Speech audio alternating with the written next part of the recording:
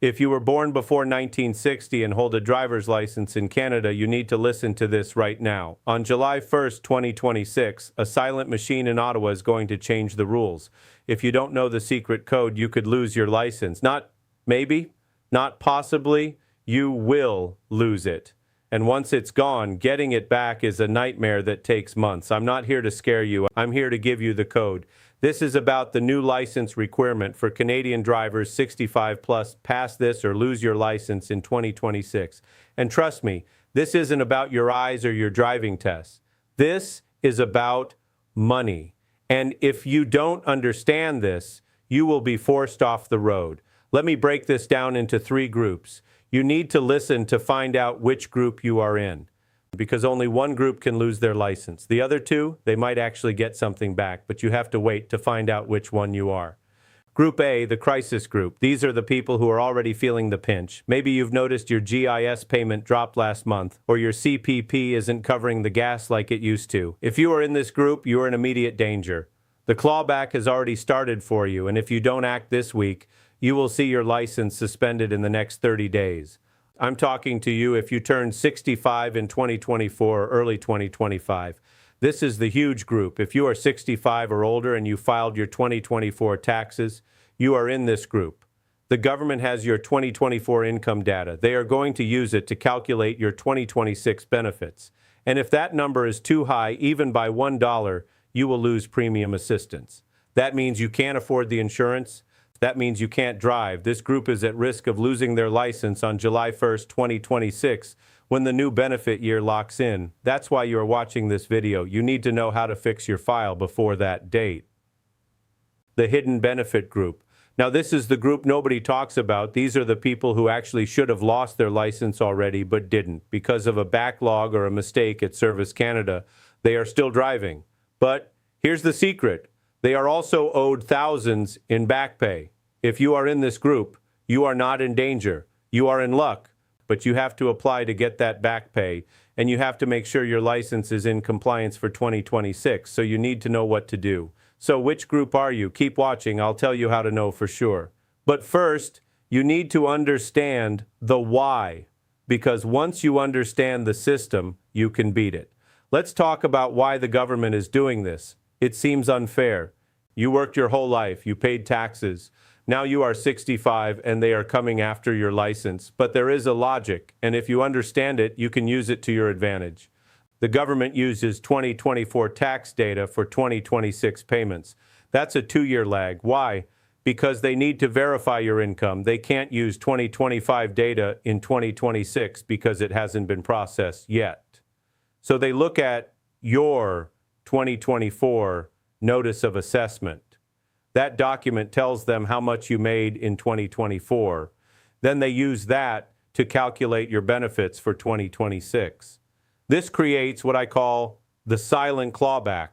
Here's how it works. In 2024, you made, say, $22,000 from part-time work. That's below the GIS exemption limit, so you got full GIS. But in 2025, you had a good year. You made $28,000. That's still okay, but it's over the limit. So in 2027, your GIS would be clawed back based on that 2025 income. But wait, we are talking about 2026. So for 2026, they are using your 2024 income. If you made $22,000 in 2024, you are safe for 2026, right? Not so fast. The problem is the payout structure. Your CPP and OAS are based on your best 40 years of work. So even if you made less in 2024, your lifetime average might push you over the GIS limit for 2026. That's the trap.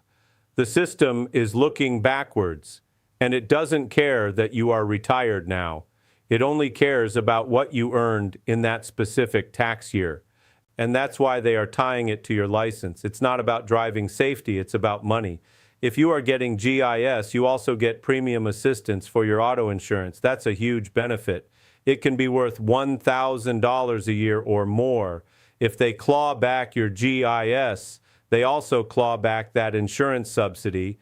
Then your insurance goes up. Then you can't afford to drive. Then they suspend your license for not having insurance.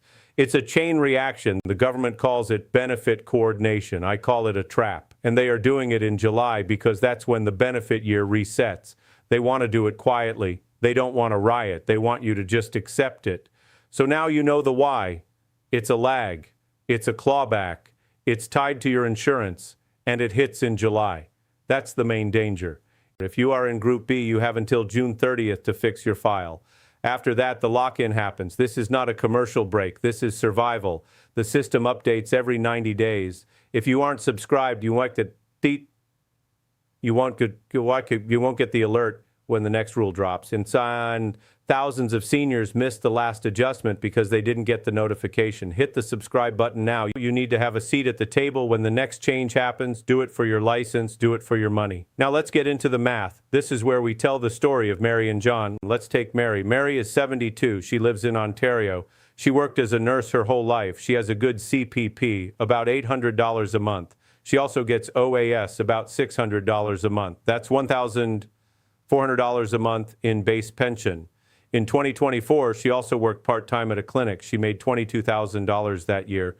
That's her total income. Now, the GIS threshold for a single senior in 2024 was $20,832. That means if you make less than that, you get full GIS. Mary made $22,000. That's $1,168 over the limit. The GIS rate is about $1,100 a month for a single person. But they claw it back at 50%. So for every dollar over the limit, you lose 50 cents of GIS.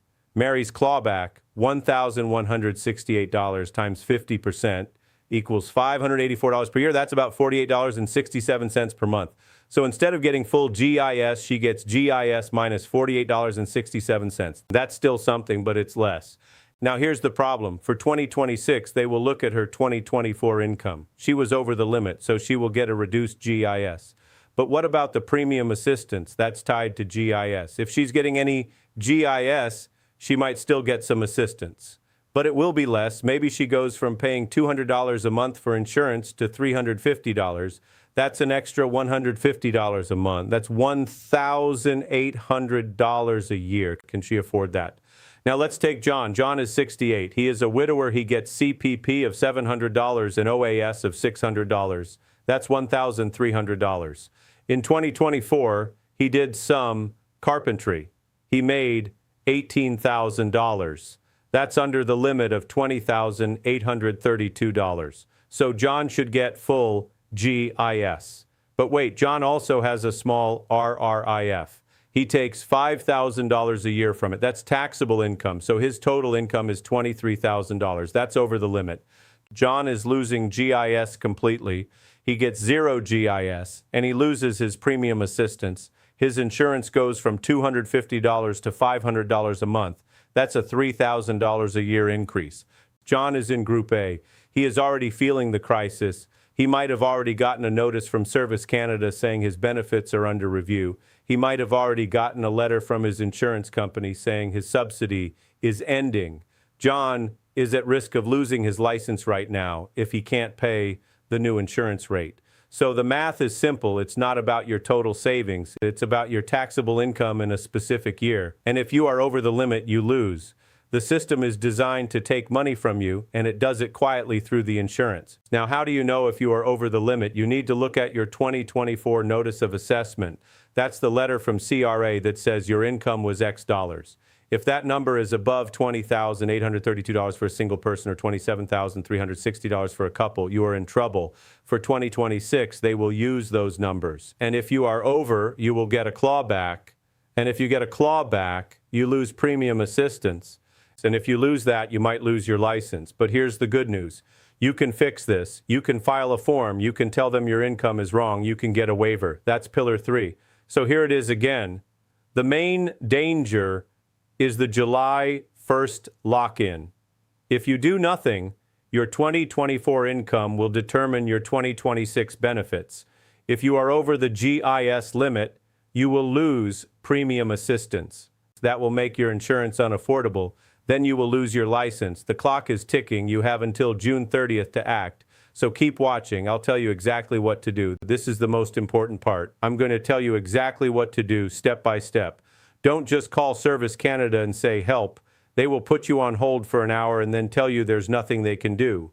You need to be specific. You need to say the magic words. First, you need to know your enemy. The form you need is called ISP 3041. That's Income and Assessment Form for Seniors. It's not on the website easily. You have to ask for it. When you call Service Canada, you need to say, I need to request Form ISP 3041 to report a change in my income for GIS recovery. That's the phrase GIS recovery. That tells them you know what you're doing. Now, when you get the form, it looks complicated, but there are only 3 boxes that matter. Box 4, your estimated income for this year. Box 5, your spouse's estimated income. Box 6, your actual income for last year. For 2026, you are going to put your estimated income for 2026, but you are also going to attach a letter explaining why your 2024 income is not accurate for 2026. Here's the trick. You're allowed to report a current year income that is different from your base year income. The base year is 2024. But if your situation has changed, you can ask for a recomputation based on your current situation. That's in Section 11.3 of the GIS rules. Most agents don't know this, so you have to tell them. So let's say you are Mary. In 2024, you made $22,000. But in 2025, you had to stop working because of health reasons. In 2026, you will make 0. You can ask them to use your 2025 income instead of your 2024 income. That's called a current year income estimate. You can do that. You just have to write a letter. Your letter should say, I am writing to request a recalculation of my GIS benefit based on my estimated income for 2026. As per Section 11.3 of the Old Age Security Act, my 2024 income was $22,000, but due to health reasons, I will have no employment income in 2026. Please find attached form ISP 3041 with my current year estimate. Sign it, date it, send it. Now, what if you are John? John made $23,000 in 2024, but he also has a one-time RRIF withdrawal of $5,000. That's not regular income. That's a withdrawal from his own money. He can ask them to exclude that.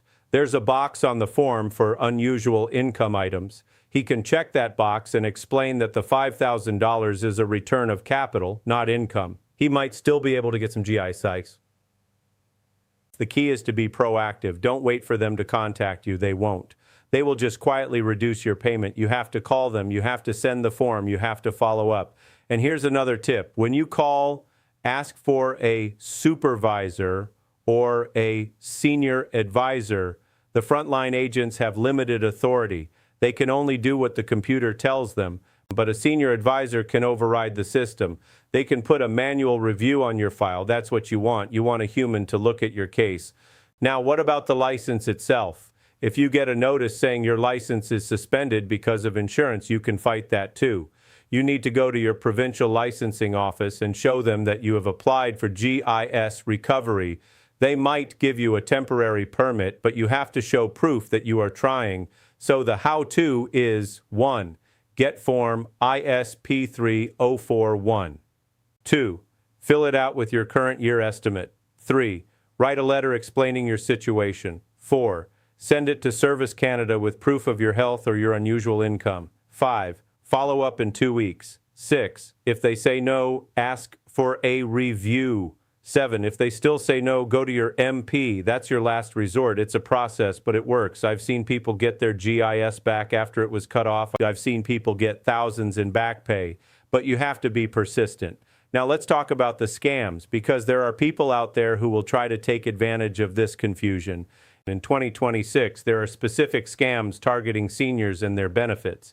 You need to know what they are so you don't get fooled. The Service Canada call. Someone calls you and says they are from Service Canada.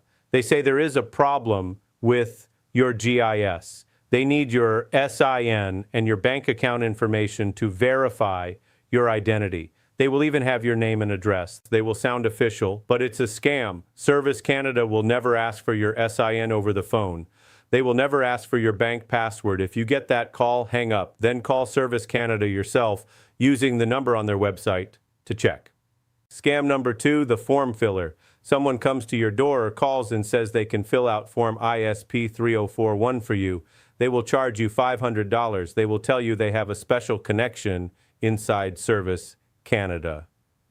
Don't believe it. You can fill out the form yourself. It's not hard. And if you need help, call your local senior center. They have volunteers who will help you for free. The back pay scheme. Someone tells you that you are owed thousands in back pay from GIS. They say they can get it for you, but they need an upfront fee. That's a scam. If there is back pay owed, Service Canada will send it to you automatically. You don't have to pay to get it. The phishing email. You get an email that looks like it's from CRA. It says your GIS is under review. Click here to log in. The link goes to a fake website that steals your credentials. Don't click. Always go directly to the CRA website by typing it in. Scam number 5, the license renewal scam. You get a text that says your license is about to expire. You need to renew now. Click here. That link downloads malware, or it takes you to a fake payment site that steals your credit card info. Renew your license only through the official government website or in person.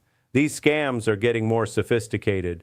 They know that in 2026, a lot of seniors are going to be stressed about their benefits and their licenses. They are going to prey on that fear, so be vigilant. If something sounds too good to be true, it is. If someone pressures you, hang up. If you are unsure, call Service Canada or your family member. Now let's go back to the 3 groups. I told you I would tell you which group you are in. Here it is. If you have already received a notice from Service Canada saying your GIS is being reviewed or reduced, or if your insurance premium has already gone up, you are in Group A. You need to act immediately. Call Service Canada today.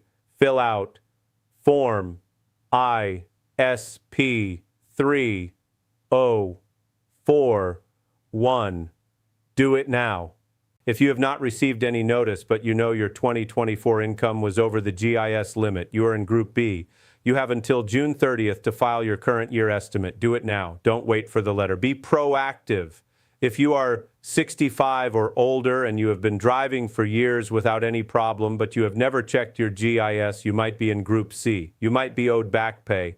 The only way to know is to ask. Call Service Canada and ask for a GIS history review. They will tell you if you are owed money, and they will make sure your file is correct for 2026. So which group are you? I hope you know now, and I hope you take action. This is not a commercial. This is your survival guide. The system updates every 90 days. If you aren't subscribed, you won't get the alert when the next rule drops.